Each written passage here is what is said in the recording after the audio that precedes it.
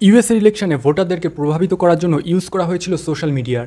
না জানে আমাদের ডেলি লাইফের কত ডিসিশনই সোশ্যাল মিডিয়ার মাধ্যমে কন্ট্রোল করা হয়। এর থেকে সবথেকে ইজি সলিউশন হলো আমাদের স্ক্রিন টাইমটা কমানো বা সোশ্যাল মিডিয়ার কনজামশন টাইমটা কমিয়ে ফেলা। বাট আমাদের ডেলি লাইফে একজন অ্যাভারেজ হিউম্যান বিইং 7 আওয়ারেরও বেশি টাইম সোশ্যাল মিডিয়ায় স্পেন্ড করে। সো এটা হলো আমার 1 উইক আগের স্ক্রিন টাইম, আর এটা হলো এই উইকের।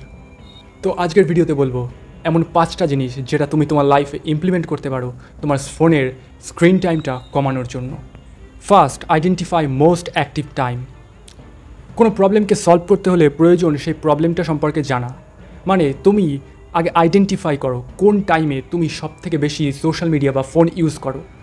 সেটা 1 ঘন্টা, 2 ঘন্টা বা 3 ঘন্টা হতে পারে। কন্টিনিউয়াস তুমি ফোন ইউজ করছো, সেই টাইমটা তোমার সেটিংসে স্ক্রিন টাইম অ্যানালিটিক্সের মাধ্যমে দেখতে পারো।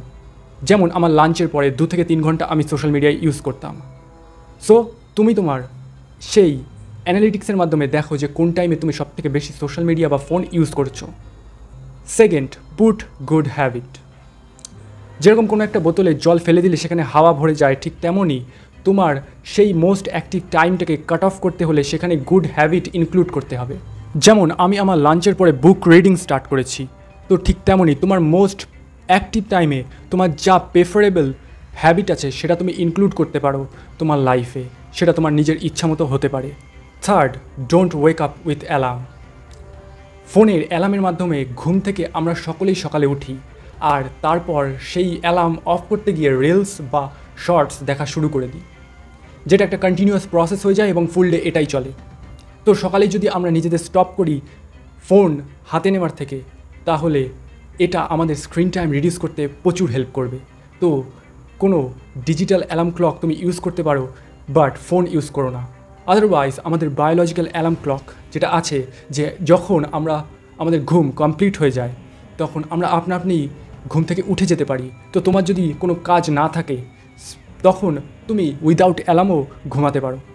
Fourth, don't keep your phone. তোমার ঘরে বা বাইরে আশেপাশে কাছাকাছি কোথাও যেতে হলে ফোনটা সবসময় নিজের সঙ্গে ক্যারি করো না। ফোনটা এক জায়গায় রেখে দাও, যাতে কোনো নোটিফিকেশান আসলে বারবার তোমার ফোনটা খুলে দেখার ইচ্ছা না করে।